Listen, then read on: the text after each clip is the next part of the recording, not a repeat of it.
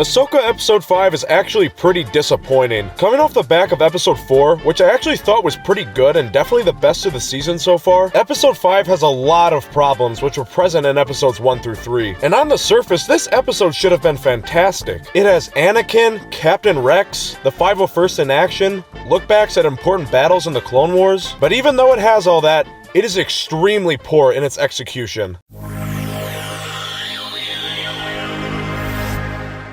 So the episode starts off with Hera and Jason looking for Ahsoka and Sabine, and nothing that really happens between these two this episode is of particular importance or really that interesting. The only important takeaway is this episode does confirm the fact that Jason is Force sensitive if it wasn't confirmed already, which I assumed was the case considering he is Kanan's son. And although I have found Jason to be kind of an annoying screen presence thus far, I thought it was pretty cool that he was able to sense what was going on in the world between worlds, and was a pretty clever way to introduce his Force sensitivity. But besides that one plot detail, I found this section of the episode to be pretty boring. Now, the biggest takeaways and talking points from this episode are obviously coming from the section in the world between worlds. And if I'm being honest, guys, I didn't think it was really that good. So it starts off with Anakin saying that he's going to teach Ahsoka a lesson. The lesson is pretty dumb, but I'll get to that in a second. So at the beginning of this lesson, Anakin engages in a lightsaber fight with Ahsoka, and I will say that this fight was really good. They really nailed down to a T the Nick Gillard style of lightsaber choreography, and it was just a joy to watch a Revenge of the Sith looking Anakin back in action. It was definitely the best part of the episode. But it's when we get to the other parts of this section where I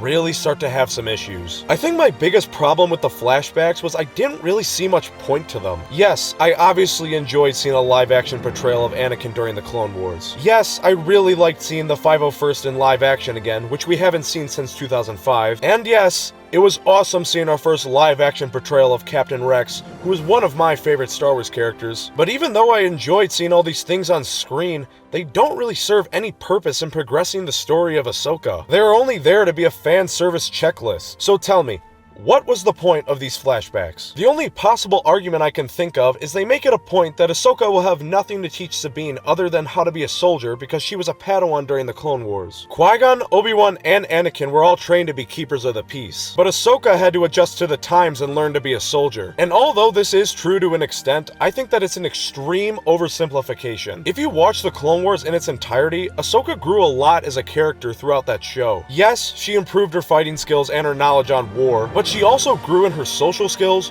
grew in her maturity, grew in her abilities as a leader, and also learned to think for herself. So I think that she'd have a lot to teach Sabine other than just war, which was what the script was implying. Also, am I the only one that was distracted by the actress playing Ahsoka? It wasn't her acting ability, which I actually thought was serviceable. It was the fact that she was definitely too young to convincingly portray Ahsoka during the time periods these flashbacks were set in. Now, the first flashback was set during the Battle of Ryloth, which took place during the very beginning of the Clone Wars. And during that time, Ahsoka was about 14 or 15 years old. So even though the actress is a little young, you could maybe convince me she's 14. But there is no excuse for the next battle that's shown, the Siege of Mandalore, which takes place at the very end of the war. At that point in the timeline, Ahsoka is supposed to be 17 or 18 years old, and she's being portrayed by an 11-year-old. It also has to be said that these sets are fucking awful. They are quite literally in a sandbox on an obvious soundstage with a smoke machine. You're telling me this is supposed to be the Siege of Mandalore? This is the Siege of Mandalore, not this ugly ass shit. It's this little stuff that really starts to add up, and it's really distracting because it's so obviously inaccurate. I've heard some people on the internet say that the smoke is supposed to give us that sense of a sort of flashback vibe, and how this is all going on in Ahsoka's head, but I don't know, man. I feel like that's giving way too much credit when I don't think that was their intent. When I first saw it, it just struck me as an extreme lack of budget.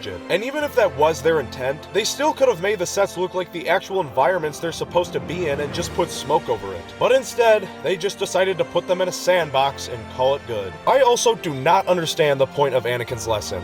Live or die. What? Are you trying to tell me that Ahsoka doesn't understand this concept at this point in her life? During the flashback at the Battle of Ryloth, Ahsoka struggles to come to terms with the fact that a lot of clones under her command have to sacrifice their lives in order to secure victory. So yes, Anakin's lesson might have been a good one to teach her when she was a 14-year-old Padawan just entering the Clone Wars, but how would this be beneficial to an Ahsoka in her mid-40s? This whole metaphor or teaching point that they were going for was just so poorly executed, if I'm being honest. And that really wraps up my thoughts on the flashbacks in the first half of the episode. So is the second half of the episode any better, and does it redeem the first half's shortcomings? No.